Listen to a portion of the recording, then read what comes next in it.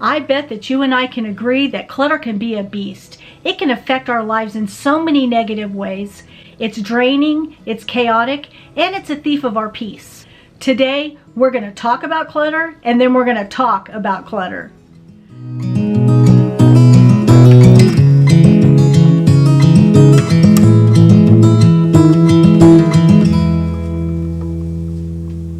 I bet you've already heard about the psychology behind clutter and how it affects our mental health. All these things are true. Like I said, clutter is a beast. Look right here in my garage. This right here is a beast of a job. Now, every time my husband and I open up this garage, we're overcome with all kinds of emotions. So as soon as it warms up, he and I will be coming back in here and we're going to do a large declutter and organize. And don't worry, I will be filming it for you. But for the next 30 days, I want to help you to recognize the smaller areas in our home that's collecting clutter, and that when it's added together, it amounts to enough clutter to steal our peace. Now, some of these areas you may not even recognize as draining your peace because out of sight, out of mind. Well, I've debunked that theory many times in my life.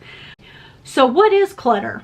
Well, it can be broken items. It can be items that we aren't using regularly. It can be multiples of the same item. It can be items that still hold value, but they're just not valuable to your life.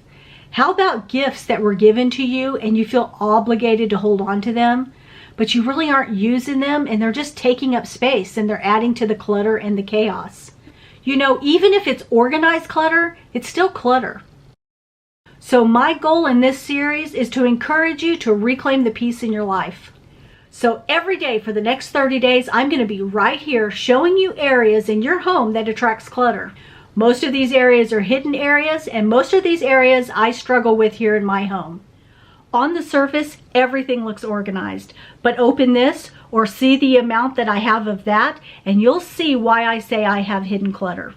And I bet my bottom dollar you have the same thing going on in your home. So here's one thing that I haven't mentioned yet. In the declutter challenge, I'm going to have you set the timer for 15 minutes. That's right, only 15 minutes a day.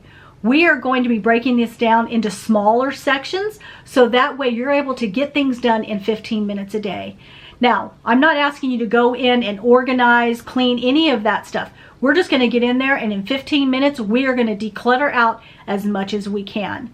So we will save the organizing for later. After we get everything done, we'll go back to some of these areas and we're going to organize. So we'll be setting our timer for 15 minutes a day, and we're going to get this done together. So I hope that you're excited about this series and that you'll be back every day at 10 a.m. to discover new areas to declutter.